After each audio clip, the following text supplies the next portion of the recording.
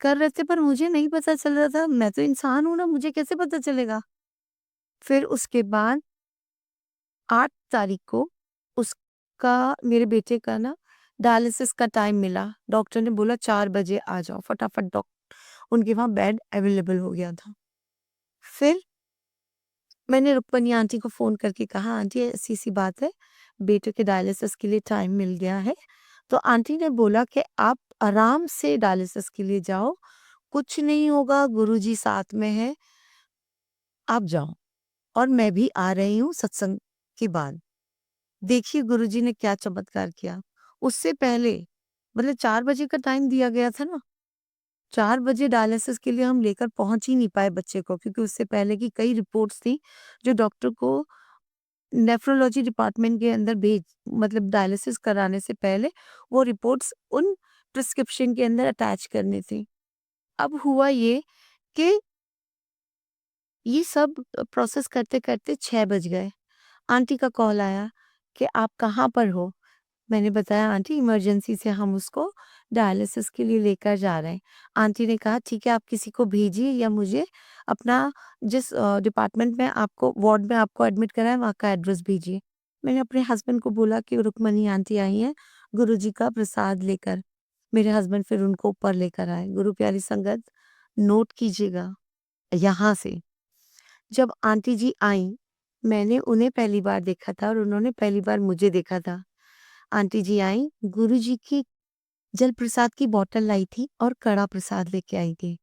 यहाँ से मेरा सत्संग उससे पहले का सत्संग तो है ही, पर जो मेन सत्संग है ना, वो यहाँ से शुरू होता है। गुरुजी की बस आंटी मुश्किल से 3 से 4 मिनट रुके होंगे। उन्हें बेटे को ब्लेस करा और मुझे जल प्रसाद पकड़ाया और कड़ा प्रसाद पकड़ाया और ये बोला, "आंटी बिल्कुल चिंता मत कीजिएगा, सब कुछ गुरुजी ठीक करेंगे।" बिल्कुल ठीक करेंगे। गुरुजी हैं, बच्चे के साथ हैं क्योंकि मैं उसे देखकर गई थी ना, आंटी बता रही थी, तो लग ही नहीं रहा था कि आपका बच्चा जिस तरह से आपने रिपोर्ट्स भेजी थी, उस तरह से परेशान और बीमार है। बस आंटी का ये कहना था, उसके बाद हम उसे जब डायलिसिस के लिए लेकर गए, उसको 7 नंबर की लिफ्ट से गुरुजी लेकर गए। वहाँ लिफ्ट नंबर 7 ही चल रही थी, बाकी सारी लिफ्ट खराब पड़ी थी। गुरु प्यारी संगत 7 नंबर की लिफ्ट से हम उसे लेकर गए। जैसे ही उसे नेफ्रो के आईसीयू में एडमिट कराया, उस समय मेरे बच्चे को 16 नंबर का गुरुजी ने बेड ब्लेस किया था। बेड नंबर 16 7 बजे उसके गले पे कट लगा है। मैंने 1 मिनट को स्क्रीनशॉट किया हुआ है। आप लोग चाहेंगे तो मैं ज़रूर आपके संग शेयर करूँगी। मैंने तुरंत स्क्रीनशॉट लिया था जो मेरे बेटे के अंदर वो नलियाँ डाली जा रही थी गले से। जिनको पता होगा डायलिसिस कैसा होता है, कितना पेनफुल होता है, उन्हें पता होगा। 16 नंबर के बेड पे लेटाने के बाद डॉट 7 बजे मेरे बेटे का प्रोसेस शुरू हुआ, गले में कट लगा, सब कुछ हुआ। मैं अंदर गई, तो मैंने बेटे के पास खड़ी हुई, तो जैसे छोटे बच्चे बिलबिलाते हैं ना, होठ को ऊपर करके, ऐसे मेरा बच्चा बिलबिलाने लगा। मैंने तुरंत उसको कहा, "तेरी जेब में कुछ है ना?" तो उसने कहा, "हाँ, मम्मी।" धीरे-धीरे मेरे पास गुरुजी का स्वरूप है। मैंने कहा फिर जो होना था वो हो गया ना, अब चिंता मत कर गुरुजी तेरे साथ हैं बेटा, बिल्कुल साथ है तेरे। अब 16 नंबर के जिस बेड पे उसका डायलिसिस शुरू हुआ ना, गुरु प्यारी संगत आप विश्वास नहीं करोगे वो मशीन ही नहीं चल रही थी।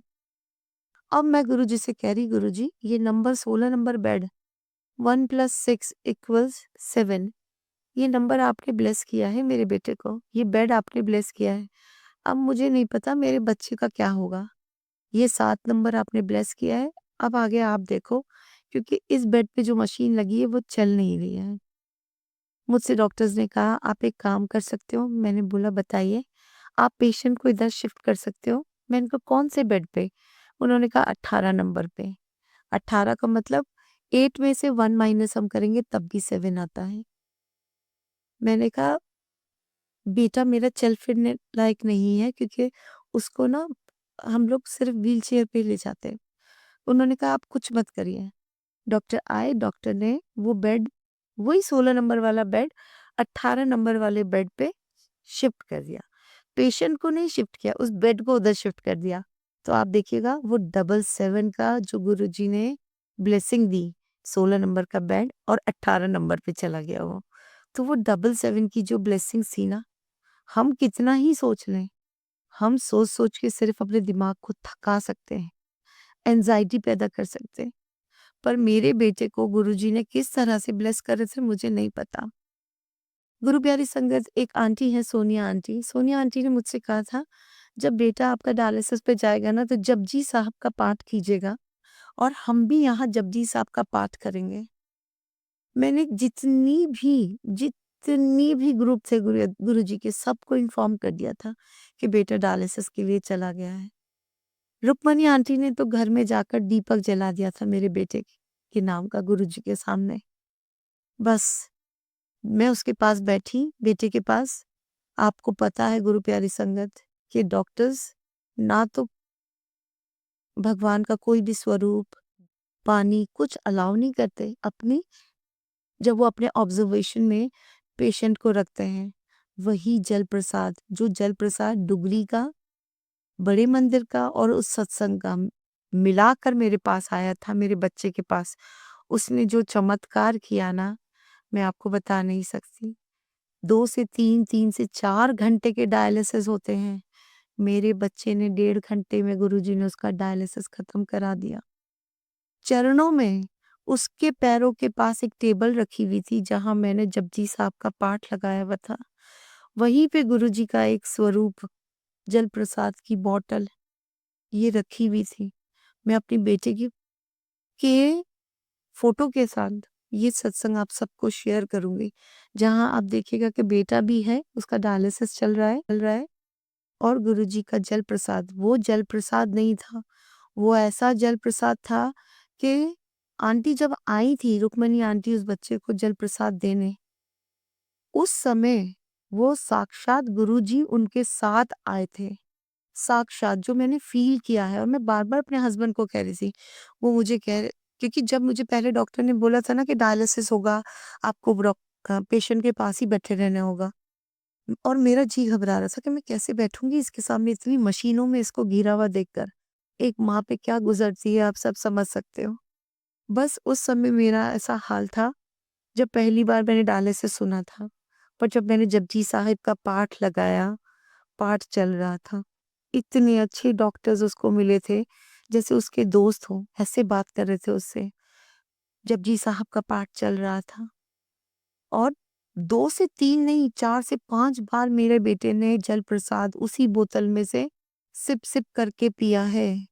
सिप-सिप करके पिया और मेरे बेटे को तो चलो उसका तो मैं क्या बोलूँगी कि ये एक कड़वा दौर है, परेशानी का तो नहीं कहूँगी। कड़वा दौर है, वो चल रहा है, उसे भुगतना ही होगा। उसके पिछले जन्म के कुछ कष्ट हैं जो कट रहे हैं इस तरह क्योंकि मुझे पता है मेरे गुरुजी ने मेरे बच्चे को ना नई ज़िंदगी दे दी है। और जैसे ही इसका जब ये डायलिसिस वाला सारी चीज़ें खत्म कर देंगे ना गुरुजी, सब कुछ और उसकी किडनी फिर से ठीक हो जाएगी। मुझे विश्वास है मेरे गुरुजी मेरे बच्चे की किडनी ठीक कर देंगे। तब मैं इसका नामकरण करूँगी और आप सब तक उसका नया नाम जो गुरुजी ने रखवाया है वो भेज दिया है। 2 गुरु प्यारी संगत ने मुझे गुरु बेटे का नाम भेज दिया है और सेम एक ही नाम है वो, अलग-अलग नहीं है। गुरुजी ने वो नाम भी ब्लेस कर दिया है।